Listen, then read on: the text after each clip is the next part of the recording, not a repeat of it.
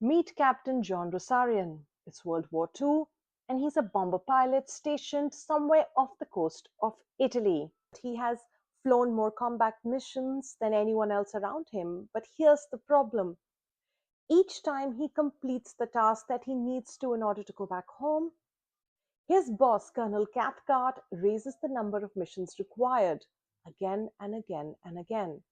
So Yossarian makes a decision that this entire novel is built around. He says that he's not going to die for a cause he doesn't believe in, and he's not unpatriotic. He's just got some things figured out, and this line from the book says it all. The enemy, he says, is anybody who's going to get you killed, no matter which side he's on. And here is where this week's book, Catch-22 by Joseph Heller, gets gloriously and brilliantly unhinged. This was written back in the 1960s, and it wasn't received well initially, and now this is the greatest anti-war book ever written. It's a cult classic. Yossarian is surrounded by the most absurd cast of people ever to be seen on paper.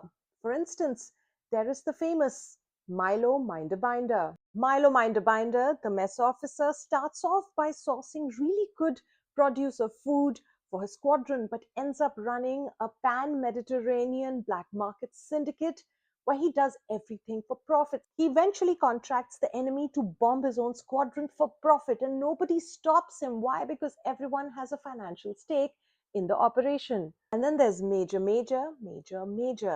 That's his rank and his name. And this is a higher up official who tells his aide that they should always tell people who are trying to visit him or see him that he's in office, but then lets them wait while he escapes through the window. Catch-22, or the situation Catch-22, is explained very well by the squadron doctor, Dr. Nika, to Yossarian. Dr. Nika says that he can ground anyone who's insane, and therefore those people can avoid active combat and active duty. However, the person has to come up to Dr. Nika to ask to be grounded. And the fact that someone's coming up to the doctor saying that I don't want to be part of this war, this is not how I want to die, proves that they are of rational mind and therefore will not be grounded. The humor in this book is unlike anything you would have experienced before. It's punchy, it's absurdist, and it's utterly hilarious, and it's comedy that actually protects the reader from the harsh realities of war. Catch-22 will stay with you the way only the best books do. It's not the storyline that matters. It's not the only thing you'll remember. What it will change is how you look at the world. So read it once for the laughs and the truth bombs. Thank you for watching.